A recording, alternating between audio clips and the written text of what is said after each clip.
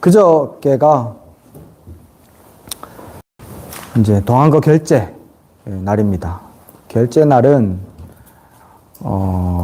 스님들이 90일 동안 바깥 출입하는 걸 좀 자제하고 공부에 매진하는 시간이에요. 그래서 이제 우리나라 북방불교 같은 경우에는 동안거, 하안거 이렇게 부릅니다. 동안거는 겨울에 결제 들어가는 걸 동안거 90일 동안, 그 다음에 여름에 들어가는 걸 하안거라고 하죠. 그래서 그저께가 동안거 결제 날이었습니다. 그래서 동안거 결제 날 보통 기도들을 많이 입제를 하죠. 백일기도. 그래서 우리 하물사에도 백일기도 입제를 했어요. 그래서 오래간만에 조실 스님, 우룡큰 스님 법문을 청해서 안 하시려고 계속 하시는 걸 제가 이제 청해가지고 법문을 좀 해주셨습니다. 제 계획으로는, 요 백일기도 입제 때마다 우리가 1년에 4번 백일기도를 하거든요. 그래서 그 4번 정도는 꼭 조실 스님이 법문을 하시도록 자꾸 부탁을 드리려고 합니다. 이제는 뭐 안 하실라 하시더라고요. 네가 잘하는데 네가 다 해라. 그래도 이제 뭐 내가 하는 건 내가 하는 거고 당신이 하는 건 또 있으니까 그렇게 부탁을 드리려고 합니다. 그래서 지난 평일이다 보니까 입제 날 못 오시는 분들 잠깐 제가 설명을 조금 해드리고, 제가 이제 뭐 그날은 법문도 제가 안 하고 이번 주 일요일 날 노스님 법문하신 내용을 좀 풀어서 말씀을 드리겠다 이렇게 했었어요. 법문 내용은 뭐 간단하게 얘기하면 그거예요. 절에 기도하러 왔으면 다른 소리를 듣지 말고 자기 자신의 기도 소리를 들어라 이거였어요. 그리고 그 평소에도 내 자신의 기도 소리에 귀를 기울이고 평생 하나의 기도를 붙들고서 살아라 이런 얘기였습니다. 이게 제가 이제 조금 옛날 얘기랑 곁들여서 설명을 좀 해드리면 좀 더 이해하기가 편해요. 그럼 어떻게 해야 될지도 좀 판단이 좀 설 거고. 옛날에, 송나라 때, 중국 송나라 때, 오남 스님이라는 스님이 있었어요. 이 큰 스님입니다. 이 큰 스님에게 어떤 스님이 수행자가 와가지고 묻습니다. 스님, 그 화엄경에 보면, 무명, 주지, 번뇌. 중생들의 무명, 주지, 번뇌가, 그러니까 무명이 주인이 돼가지고 딱 밑바탕이 되어가지고 일어나고 있는 번뇌. 우리가 지금 일상생활 가운데 느끼고 있는 마음들을 얘기하는 겁니다. 중생들은 무명, 밝음이 없는 상태. 그러니까 어둠이라고 안 해요. 밝음이 없는 상태라고 얘기합니다. 왜냐하면 밝은 것이 본래 모습이기 때문에. 어둠이 잠깐 가려진 거라서. 그래서 무명이라고 부르지 어둠이라고 안 합니다. 중생들의 어두움을. 그러니까 밝음이 잠깐, 그것도 이제 뒤에 설명이 조금 들어갑니다. 무명에 내가 그 어두운, 밝음이 가려져 버린 어둠 가운데의 그 상태를 주인 삼아가지고 머물러가지고 항상 바탕에 깔고 있어. 땅짓자잖아요. 내가 바탕에 깔고 있고, 그래서 그것 때문에 내 번뇌망상이 일어나고 있다. 모든 고통, 근심, 걱정이 싹 다 그것 때문에 난다. 여러분들이 생각하는 번뇌망상과 근심, 걱정 한번 떠올려 보시면 알 거예요. 그거 전부 다 내가 잘못 보고 있기 때문에 생기는 거거든요. 잘못 보고 있기 때문에. 지나서 한번 보십시오. 옛날에 그 괴로웠던 거, 한참 막 힘들었던 거 생각날 거예요, 아마. 요 근래 말고, 지금 괴로운 거 말고, 지금 괴로운 거 말고 예전에 괴로웠던 거 한번 떠올려 보시면, 아, 이게 이렇게 풀리는 거였는데 그것 때문에 쓸데없이 고민 걱정 많이 했구나. 온 세상이 무너질 것처럼 걱정했구나라는 게 있을 거예요. 그때 당시에는 가려져 가지고 그것밖에 생각이 안 나. 그래서 계속 번뇌망상을 일으키는 거예요. 그 무명주지 번뇌가 화엄경에 보면 그렇게 나와요. 무명주지 번뇌가 변해가지고 일체재불에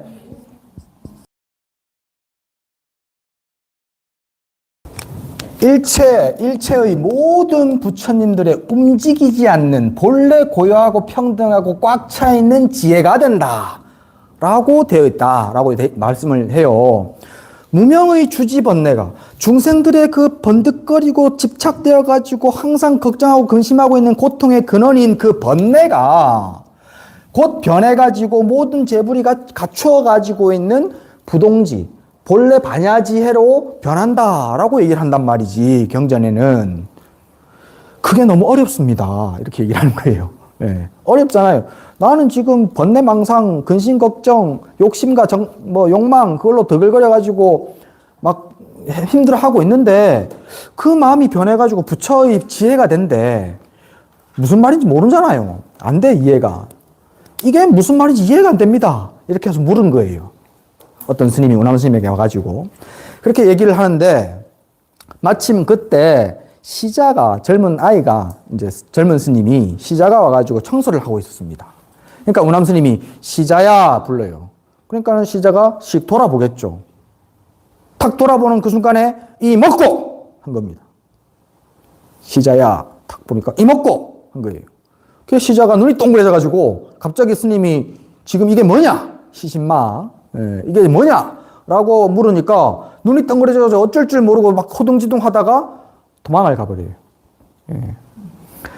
이먹고 했을 때 그때 이제 그 운암 스님이 얘기를 해줘요. 이먹고 했을 때 돌아보는 그 마음이 일체 재불의 부동지가 아닌가 라고 얘기합니다. 그렇잖아요. 철수야 라고 부르고 탁 나를 부르는 줄 알고 탁 돌아보는 그 마음. 엄마 하고 불렀을 때 탁 난 줄 알고 탁 돌아보는 그 마음. 그 마음은 부처의 마음에서 한 발짝 탁 붉어져 나온 마음이기 때문에 때가 아직까지 덜 묻었어. 그래갖고 그 찰나, 딱 알아차리는 그 찰나는 곧 일체재불의 지혜예요. 항상 깨어가지고 부르면 부르는 줄 알고. 예전에 제가 이제 저윤사 스님이 불국사에서 강의를 한 1년 넘게 경허 스님 문집이 있어요. 그거를 이제 강의를 하셨고, 그걸 제가 이제 책으로 만들었거든요. 그걸 책으로 이렇게 만들어가지고, 수덕사에서 큰 스님들이 부탁하셔가지고 이렇게 만들어 드렸는데, 제가 그걸 이제 공부를 하면서, 당신이 강의하시면 내가 이제 글로 써야 되니까 공부를 많이 해야 되잖아. 그래갖고 공부를 하다가, 어느 편지에 경허 스님이 13살, 이름 까먹었다. 하여튼 13살 아이에게 보내는 편지가 있었어요. 근데 그 편지 내용이 너무 어려운 거예요. 부처님의 진리에 대한 얘기를 막 고차원적인 선불교 얘기를 막 해놓으셨더라고. 짧은데. 그래갖고 내가 은사 스님께 스님 13살짜리 아가 이 어려운 큰 법문 알아듣습니까? 라고 물어보시더라고요. 내가 물었어요. 내가 알아먹겠습니까? 그러니까 은사 스님이 나를 툭 때리시더라고. 아야 그랬어요. 때리는 줄 알제? 그러시더라고요. 알죠. 13살짜리는 때리면 아픈지 모르겠나? 이런단 말이지. 무명주지번뇌는, 일체재불의 부동지는 누구나 다 가지고 있어. 때리면 아픈 줄 아는 마음. 그 아픈 줄 아는 마음이 곧 부동지예요. 부처의 마음이에요. 이제 뭐 기니까 줄입시다. 부처예요. 때리면 아픈 줄 아는 거, 부르면 난 줄 아는 거, 그게 곧 부처입니다. 그래가지고 불러가지고 탁 돌아보니까 시자야 하고 탁 돌아보니까 이것이 부처다. 근데 우물쭈물 하다가 도망가 버려요. 그거는 무명주지번뇌가 아닌가라고 가르쳐 줍니다. 자, 불렀을 때 그 마음은 다시 약간 이제 톡 때렸을 때 아야 했던 그 마음은 부처예요. 그 다음에 뭐가 일어나요? 네가 나를 때려? 붙자. 이래가 딱 붙지. 그거는 부처의 마음이 아니라 이거지. 그거는 무명주지번뇌예요. 물들었어. 물든 마음이야. 그때부터는. 우리는 딱 어떤 것을 보고 듣고 느끼고 알 때 그 마음을 유지하고 살아야 되는데, 보고 듣고 알면 바로 나의 업식에 의해 가지고, 내가 그동안 쌓아온 업에 의해 가지고, 이건 좋아하는 것, 이건 내가 싫어하는 것, 이거는 내가 예뻐하는 사람, 이건 내가 미워하는 사람. 그래 바로 나눠버리지. 바로 순식간에. 일심이란 말이에요. 우리 일심의 보살 믿지? 일심. 일심이 곧 이 마음이에요. 부동지예요. 예. 부르면 아는 그 마음이 일심이에요. 근데 우리 일심으로 안 살아. 그죠? 부르고 나서 아는 그 마음 이후에 바로 딴 마음이 두 개, 세 개가 붙어요. 방금 말한 것처럼 내가 싫어하는 거, 내가 미워하는 거, 내가 좋아하는 거, 사랑하는 거. 내 거, 네 거.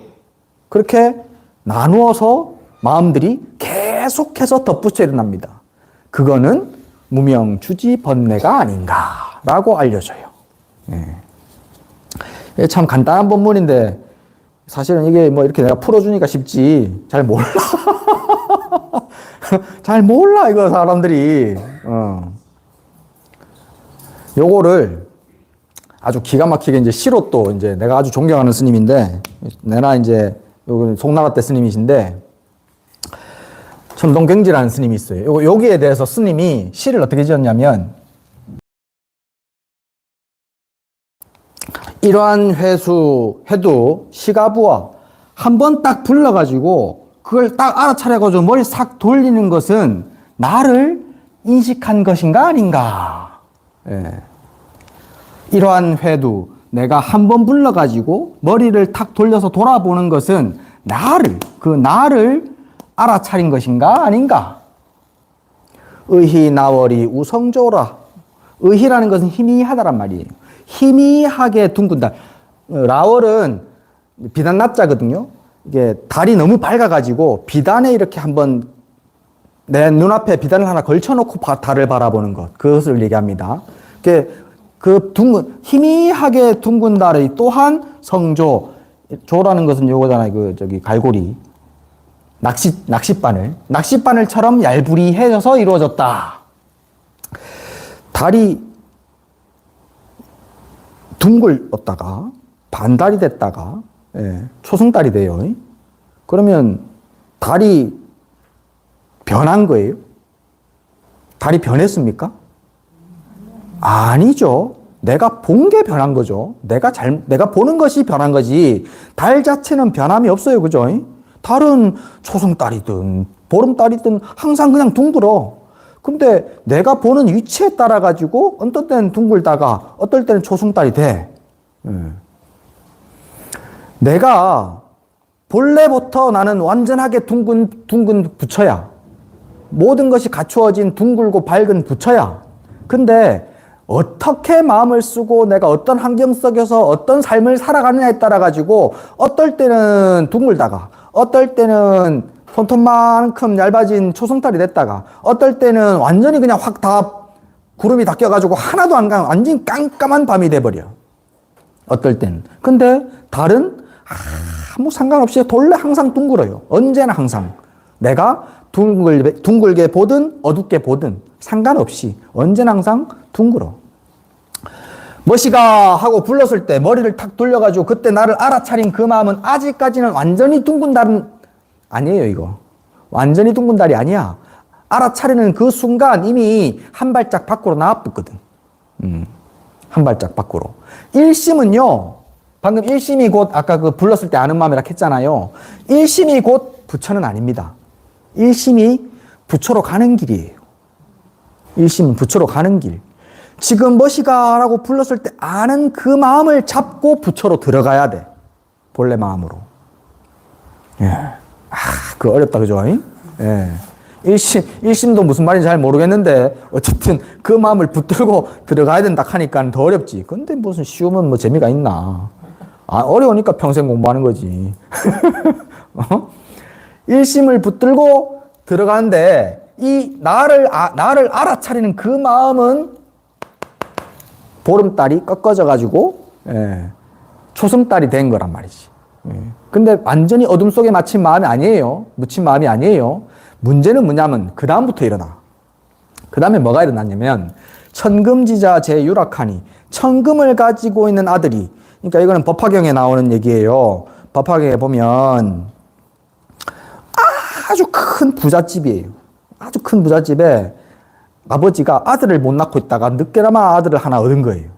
아들을 하나 둘셋 떠야 오직 하나밖에 없어. 아들이 하나뿐인 아들을 얻었는데 너무 좋으니까 이제 데리고 이제 좋은데 막 놀러 댕긴 거예요. 너무 좋아가지고 어디 갈 때마다 데리고 댕긴 거예요. 붙이고 애가 뻘뻘뻘뻘 기고 조금씩 이제 아장아장 걷기 시작할 때 애를 어디 가가지고 이자뿌어. 예. 그래가지고 얘를 찾는다고 난리를 막 법석을 떨어가지고 그 동네는 다 디비고 안 돼가지고 그 옆에 동네까지 해가지고 그 고을 다 디비고 그래도 안 돼가 나라 전체를 싹 다 디볐어요. 몇 년이 걸려가지고.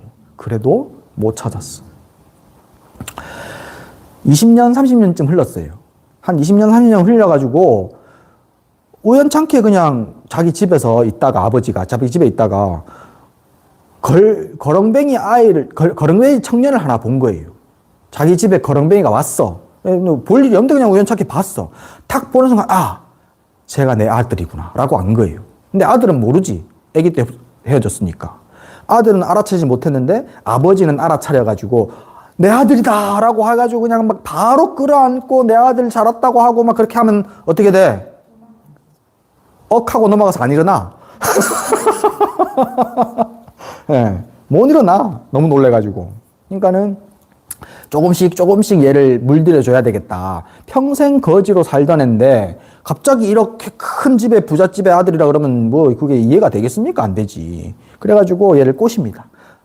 자기가 직접 얘기도 안 해. 밑에 사람 시켜가지고 얘를 취직시켜라. 우리 집에. 그래갖고 저 마구간에서부터 시작을 한 거예요. 마구간에 청소하는 것부터 시작해가지고 방 안에서 못 자. 안 잡아가지고. 그러니까 마구간에서 재우고. 이래가지고 조금씩 위로 올렸습니다. 자기 가까이로. 이제 아버지가 이제 죽을 때가 됐어요. 죽기 직전에 그 청년을 부릅니다. 예, 이제는 집에 집사처럼 됐어요. 몇 년 동안 이렇게 딱 승진시켜가지고. 사실은 어렸을 때 잃어버린 니는 나의 아들이다. 내가 네 아비다. 이제부터 이 집의 모든 재산을 네가 싹 다 물려받아가지고 이 집을 다 관리해라. 라고 얘기하고 죽어요. 원래 태어날 때부터 천금을 가지고 있는 집안의 아들입니다. 근데 아빠를 잊어버리고 집을 잊어버리고 나니까 그때부터는 온갖 고통과 시련 속에서 살아가죠. 예. 우리는 모두가 다 천금지자예요. 천금을 가지고 있는 집안의 자손들입니다. 우리는 모두 밝은 지혜가 두루 갖춰져 있는 본래 부처의 자손들입니다. 부처입니다. 부처의 자손이 아니고. 원래 우리는 모든 걸 싹 다 갖춘 부처입니다. 근데 그 부처하고 좀 떨어져가지고 길을 잊어뿌서. 그래가지고 나는 중생으로 부딪히는 건 좋은 건 뭐. 예. 안 좋은 거 만나면 또 안 좋은 건 또 나한테 또 왔다고 또 뭐 괴롭고. 사랑하는 사람만 또 사랑하는 사람하고 헤어질까봐 괴롭고. 미워하는 사람은 저 새끼 또 눈앞에 놨다라고 괴롭고. 예. 무조건 괴로워. 무조건. 한도 끝도 없이. 그 괴로운 삶을 살아가고 있습니다. 길을 잊어버려서. 예. 본래 내 자리를 잊어버려서. 그래서 천금지자가 천금을 가지고 있는 아들이 겨우 내가 길을 잊어버려서 떨어져 버렸어. 유락이라는 것은 길을 잊어버리고 흘러가가지고 떨어져 버렸단 말이야. 그러고 나니까 망막궁도에 막막한 궁핍한 길에서 허다한 근심과 걱정만이 있을 뿐이다. 라고 얘기하는 겁니다. 머시가 라고 불렀을 때는 아직까지는 달이 있어. 천금지자의 끄트머리를 잡고 있어. 머시가 라고 불렀을 때 아는 그 마음은. 그죠? 근데 알고 난 다음에 뒤에 일어나는 마음은 그때부터는 이제 완전히 그냥 내 자리를 잊어본 거예요. 완전 어둠 속에 딱 가려져 버린 겁니다. 무명. 어둠 속으로 들어가 버렸어요. 그 뒤의 마음은. 그 얘기를 하는 겁니다. 그 절에 보면은 제가 어느 절을 가든지 예전 이제 뭐 사실 뭐 주지야 뭐 지금 이번이 3번째 절이지만은 하여튼 뭐 제가 기도도 하고 뭐 절에서 소인도 살고 이래 보면은 신도분들이 목매다는 게 있어요. 스님이 기도하다가 축원 때 내일은 불러주나 안 불러주나 하고 내일은 불러주나 안 불러주나. 내가 노스한테 들었는데 어느 절에는 옛날에 당신이 이제 법문하러 가셨대. 기도는 좀 해봐 하고 축원 카드 막 이마에 쌓인 거 축원 카드 하나 읽어주는데 막 1시간 넘게 걸리더랍니다. 기도는 좀 해 하고 한 10분 하는가 말까 하고. 그 무슨 사람 이름 불러주는 것이지 그게 무슨 기도야. 예. 그래서 욕을 하시더라고. 근데 어디나 다 그런지 이제 정도의 차이가 있을 뿐이지. 절에 와가지고 기도를 하면 관세음보살 정근을 하고 오늘은 지장보살 정근을 했는데 정근을 하면 그 정근하는 나의 소리를 듣고 나의 소리를 듣는 그 마음은 무슨 마음이에요? 일심이에요. 일심 부동지예요. 그죠? 그 마음을 잡고 완전하게 본래 자리인 천금의 자리로 들어가야 돼. 그게 기도하는 목적이야. 그냥 절에서 스님이 내 이름 불러주나 안 불러주나 내가 돈을 10만 원 냈는데 내 이름 불러주나 안 불러주나 그거 듣고 앉아있으면 그때는 누구예요 그러면? 야는 허다한 궁핍한 길에 있는 놈이야. 궁핍한 길에 있는 놈. 예. 절에 뭐 하려 와? 궁핍해지려고 와? 예? 내 이름 부르나 안 부르나? 궁핍한 길로 빠져들어가고 온 거예요, 그거는. 잘못된 거야. 그걸 가르쳐줘야 돼. 안 가르쳐줘, 스님들이. 응? 네가 원래 천금지자다라고 알려줘야 되는데 그걸 안 알려줘. 니는 원래 궁핍하다, 궁핍하다. 그러니까 돈 더 내라, 돈 더 내라 이라 갈지. 예. 돈 더 내면 복 자꾸 받는다. 예. 취직시켰으면 내 집 자식인데 내 집에 취직 이제 시켰으면 점점 올려가지고 이제 이 재산 싹 다 물려줄 방법을 생각을 해야지. 자꾸 노동력 착취만 해가지고 되겠냐고. 예. 기도를 하는 목적은 관세음보살 하면 그 관세음보살 하는 나의 목소리를, 스님 목소리 말고 내 자신의 관세음보살 목소리를 듣고 그 목소리를 듣고 아는 마음을 가지고 그 근원자리, 본래의 근본자리, 부처로 들어가야 돼요. 천금을 가지고 있는 부잣집 안으로 들어가 버려야 돼요. 그러면 그 기도의 힘이 절 안에서, 법당 안에서 스님과 했던 그 기도의 힘이 밖에 나가서도 미쳐가지고 항상 마음이 뿌듯하고 든든하고 행동이 당당해요. 정성스러워지고 그 기도의 힘 때문에. 그렇게 정성스러워지고 당당해지고 힘이 써지면 하는 일이 안 될 수가 있습니까? 다 잘 되지.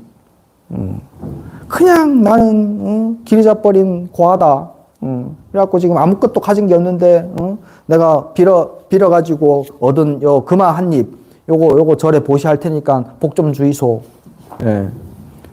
내 금화 한 입 10만 원 냈는데 내 이름은 왜 안 불러가지고 복 못 받게 하는겨. 예. 복 얼렁 주이소. 안 된다고 그래가지고. 예. 그래 10만 원 절에 보시하면 그 10만 원어치의 복은 있어요. 없진 않습니다. 아무리 어리석은 마음 가지고 보시한다 그래도 보시한 것에 대한 대가는 무조건 있습니다. 세상에 공짜 없어요. 무조건 기브 앤 테이크예요.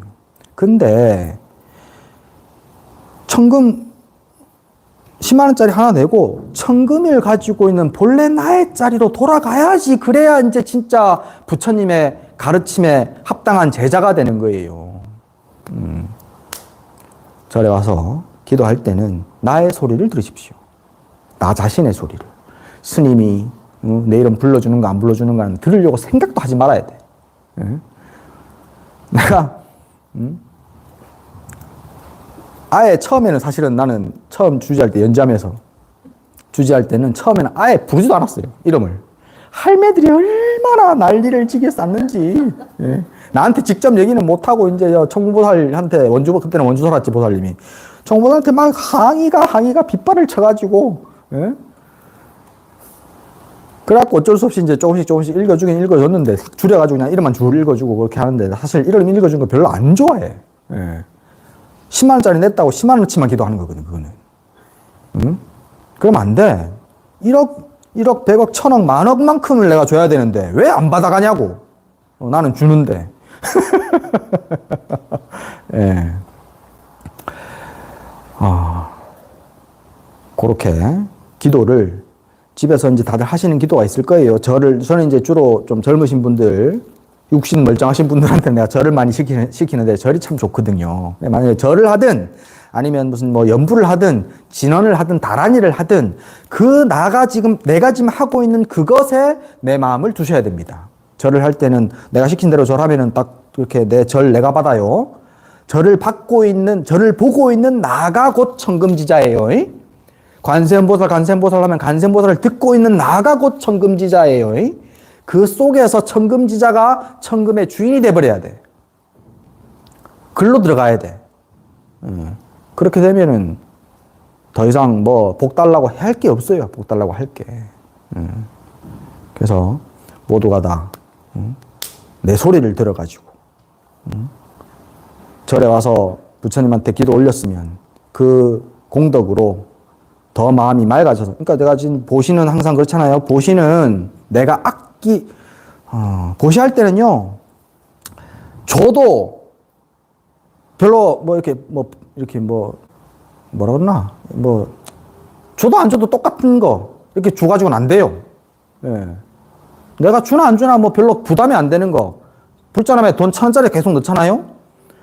그러면은 부담이 하나도 안 되잖아. 그러면 안 돼. 그러면 수행이 안 돼. 여러분이 1,000원짜리 가지고는 새우깡도 못 사무. 손지한테 1,000원짜리 용돈 줘봤어요? 손지도 안 받아. 그냥 집어 던져버려. 근데 그걸 부처님한테 놔. 예. 그러면 그게 수행이 안 돼요. 내가 주고 아까운 마음이 좀 있어야 돼요. 내가 아까운 만큼 조금 내야 돼요. 근데 이제 빚내서 하지는 말고, 절대로 빚내서는 보시면 안 돼요. 빚낸다든지 아니면 내가 어디 써야 되는 요긴한 돈을 보셔야 돼. 그러면 안 돼. 내창을 하고, 조금 남는 돈이 있는데, 그 돈 가운데서 보시를 할 때는 내가 조금 아깝다는 생각이 들 만큼의 보시를 해야 돼. 그 아깝다는 마음을 이겨내고 보시하면 그것이 공덕이 되는 거예요. 액수가 안 중요해요.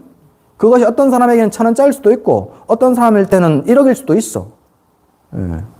아까운 마음이 살짝 드는 마음을 보시해야 그 아까운 마음 덕분에 그 마음을 이겨내고 내가 보시를 했으니까 그것이 공덕이 되고 그것이 수행이 되어가지고 아까운 마음이 맑아져요. 훌륭한 곳에 보시했으니까. 그래서 보시를 할 때도 아무 때나 그냥 툭툭 내면 안 돼. 내가 내고 뿌듯함을 느낄 수 있는 보시라 해야 돼. 내가 이렇게 큰 보시를 했다. 이렇게 중요한 곳에 보시를 했다. 라는 마음이 들 수 있는 곳에 보시해야 돼요. 그래서 좀 보시를 수행으로서 하는 보시를 생각을 하셔야 돼요. 그래서 마음이 더 맑아지도록, 그 아까운 마음을 이겨내고 마음이 맑아지도록. 그렇게 하면 내 천금의 아들이 조금 더 뚜렷하게 보입니다. 예. 그래서 보시는 수행이 돼야 돼요. 그래서 보시 바람일, 6바람일 중에 첫 번째잖아요. 보시 바람일이. 근데 보통은 보시 바람일을 안 해. 그냥 보시만 하지. 보시 바람일을 해야 되는데. 예. 수행으로서 내가 천금의 아들인 줄을 알아가는 수행, 보시가 돼야 됩니다. 이거 다시 한번 해둘 테니까 이것도 외워보세요. 이러한 회두 시가부와 한번 불러가지고 머리를 돌리는 것이 나를 안 것인가? 나를 알아차린 것인가? 아닌가? 의희나월이 우성조로다. 희미한 밝은 달이 또한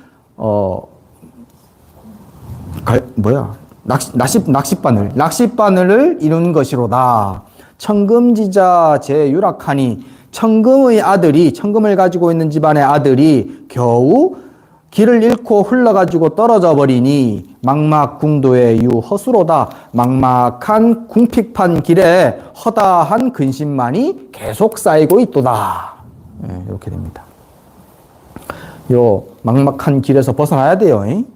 예, 막막한 길에서 계속 헤매고 댕기면 안 돼. 우리는 지금 이미 본래 우리 집에 취직했어요. 하월사에 와가지고 지금 일요법회 참석한다는 거는 그렇게 우리 집에 지금 온 거야. 본래 집에. 이제 취직한 거야, 여기에. 여기서 이제 자꾸 때를 벗기고 해가지고 놀래는 마음을 자꾸 가라앉히고, 그래서 내가 진짜 부처의 주인이 돼야 돼. 그 자리에 있는 줄 아시면 됩니다. 예. 오늘 천도제가 하나 있어요.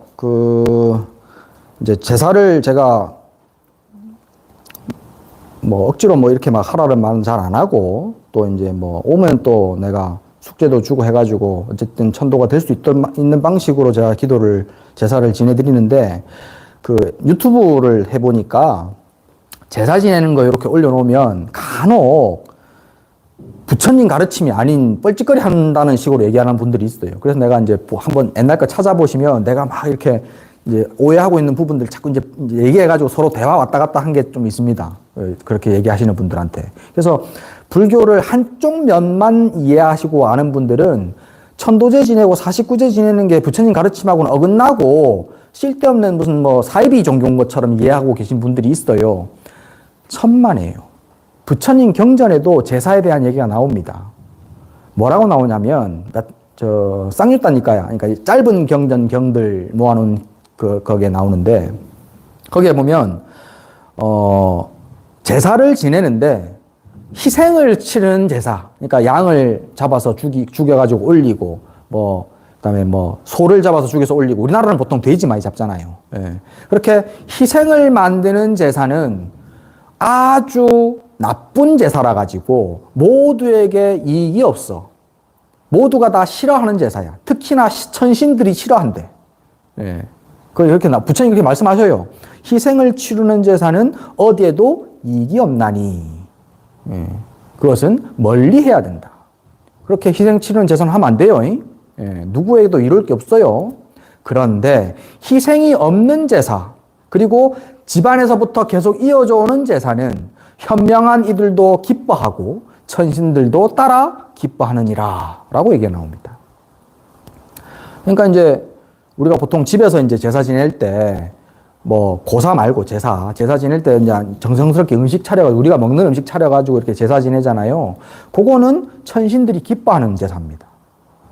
특히나 절에서 하는 제사는 고기 같은 것도 전혀 안 쓰잖아요. 우리가 일반적으로 먹는 고기들도 전혀 안 쓰고 오로지 이제 나물하고 과일하고 과자들만 해가지고 이렇게 제사를 지내니까 이 제사는 천신들이 보고 기뻐하는 제사입니다. 현명한 사람들은 싹 다 기뻐하는 제사입니다. 그래서 이 제사를 지냄으로 인해 가지고 천신들에게 공양 올리고 먼저 부처님께 먼저 공양부터 올리죠. 부처님께 공양 올리고 그리고 그 공양들을 가지고 천신들께도 올리고 그리고 나의 조상들, 나의 인연영가들에게도 공양을 올려요. 공양만 올리는 것이 아닙니다. 이제 오늘 천도제 있다고 노스님께 말씀드리니까 천도제 내용에 대해서 이렇게 노스님하고 말씀을 좀 나눴거든요. 천도제의 내용들이요, 싹 다 보면은 부처님의 가르침, 조사스님들의 가르침을 가지고 영가가 지금 고통스러운 빈궁한 그 길에서 벗어나가지고 청금지자로 돌아가도록 만드는 제사예요. 마음의 때를 벗겨가지고 자꾸 눈을 씻게 만들어가지고 집착을 벗어나게 만들어가지고 내 본래 자리가 어딘지를 알게 만들어. 그래서 내가 원래 부처다 라고 알게 만들게 합니다. 일단 줄임배를 채우고 공양 올려서 맛있는 거 먹게 하고 그러고 난 다음에 이렇게 부처님 곁으로 가가지고 내가 부처의 자식임을 알게 만드는 내용이에요. 그래서 천도제 49제는 중요한 겁니다. 특히나 49제는 꼭 저는 이제 아는 분들한테는 꼭 지내라고 말씀을 드리는데 지내야 돼요. 어제 이제 노스님하고 말씀을 이렇게 나누다가 이제 노스님 결론은 그래. 결국에 천도제는 복 짓는 거다. 복 짓게 하는 거다. 영가들이 복 짓게 만드는 거기 때문에 꼭 천도제는 많이 지내도 좋다. 한 번만 지냈다고 끝나는 게 아니고 많이 지내도 좋으니까 신도들한테 자꾸 이제 권하라고 그렇게 말씀하시더라고요. 나는 사실 천도제 안 권했어요, 지금까지. 자기들이 원해서 해달라고 부탁하면 이제 해드리고 했었는데 노스님은 그러지 말고 적극적으로 권하기도 하라고 그렇게 말씀하시더라고요. 그래서 이제 제 계획에 보통 1년에 제가 한 두세 번, 세네 번 정도 제가 이제 주관을 해가지고 한 3, 7일 기도를 하든지 아니 일주일 기도를 하든지 기도를 할 때가 있습니다. 이번에 동지 때 제가 일주일 기도할 거예요. 그 기도 회양날, 제가 기도하고 회양날, 그날 천도제를 한두 분 정도 신청을 하시면 그때 이제 회양하는 날, 그때 천도제를 제가 지내드릴 생각이에요. 이렇게 따로 이제 급한 일이 있어가지고 천도제 지내는 분들은 수시로 하지만, 평소에, 내가 지금 하는 일도 있고 그래가지고 마음이 조금 이렇게 캥기는 영가분이 있고 인연들이 있고 하는 분들이 있으면, 기회 봐서, 그러면 그때, 천도제를 한번 지내야 되겠다라고 하시면 미리 저한테, 총무보살님한테 미리 신청을 하시면은 그러면은 뭐 많이는 안 돼요. 많이 하면은 나도 힘들고 그거 많이 하는 거는 어차피 백중 때 하니까 1년에 한 번 백중 때 하니까 그때 하시면 되고 이제 혼자 한두 분 정도 한두 집에서 같이 이렇게 천도제 지내는 거를 이제 할 생각입니다. 그래서 이번 동지 때부터 동지 일주일 전에 기도 시작하거든요. 다음 달 보름입니다. 15일 양력도 15일, 음력도 15일이에요. 일요일입니다. 또 마침. 그래서 그날 입제해가지고 토요일이 동지예요. 21일이. 이번엔 하루 빠릅니다. 21일 동지가. 그래서 그날 회양하면서 천도제 지내는 걸로 할 테니까 뭐 이제 관심 있으신 분들은 총무보살님하고 의논하시면 되겠습니다. 여쭤보겠어요. 예. 저희들이 옛날에 강원도 살 때는 거기에서 이제 절에서 이제 천도제 이런 걸 했었어요. 예. 그래서 저희들은 또 경주에 와 있잖아요. 예. 그래서 이제 뭐 천도제 같은 거, 이런 지장제 이런 거를 제가 참여를 안 하고 있었는데. 그러면 저 같은 경우는 어떻게 해야 됩니까? 점심은 중식 먹고 저녁은 한식 먹고 문제 없잖아요. 예, 그래서 뭐 할 수 있으면은 뭐 다 하셔도 되고 제일 중요한 거는 내가 참석해야 돼. 자신이 내가 제주가 참석을 해야 됩니다. 그게 제일 중요합니다. 그렇죠. 예. 그러니까 이제 저는 거기도 이제 또 올리고 여기 또 올려가면 그 마음이 갈라지지 않느냐. 갈라지는 건 아닌데 그래도 뭐 많이 하는 건 상관이 없는데 제일 중요한 건 내가 참석하는 곳입니다. 내가 참석하는 곳이고 그 다음에 또 중요한 게 법주 스님이 그 내용을 잘 알고 잘 가르쳐 주느냐. 그러니까 이제 여러분들이 지금 다른 데 안 가고 하물사 오는 이유가 스님이 잘 가르쳐 주니까 오는 거잖아. 집에 가까이도 많이 있는데 무슨 뭐 여기는 지금 경산에도 오시고 뭐 부산에서 울산에서 오시는 분도 있는데 잘 가르쳐 주니까. 그러니까는 법주 스님 중요하고 잘 가르칠 수 있는 스님. 그 다음에 내가 참석하는 거. 내가 참석하는 거에 대한 얘기는 공자님이 얘기하셔요. 공자님이 제사는 꼭 내가 참석해서 제사 지내라. 남에게 대신 제사 지내달라고 얘기하지 마라. 내가 제사 지내고 또 제사 지낼 때는 이 자리에 그분이 와 계신다고 알고 제사 지내라. 이거 얘기합니다. 죽은 뒤에 영혼이 있다 없다에 대한 얘기는 공자는 얘기 싫어합니다. 얘기 안 합니다. 절대로. 죽은 뒤에 영혼이 있다. 뭐 제사를 뭐 49제를 지내야 되는 이런 얘기 안 합니다. 안 하는데 제사를 지낼 때는 이곳에 그분이 있다라고 생각하고 제사 지내라라고 얘기하십니다. 예. 성인의 가르침은 다 이유가 있는 거예요. 다 비슷비슷하고. 그래서 그런 거 이제 참고하셔가지고 정하시면 돼요. 상황에 따라서. 예. 여기서 올해는 여기서 했다가 내년엔 저기서 하고 그런 건 상관없어요. 예, 그런 건 상관없으니까 일단 내가 참석하고 그렇게 제를 지내주시는 스님이 이게 덕이 있고 학식이 있으신가 그런 거 좀 따지시고. 예.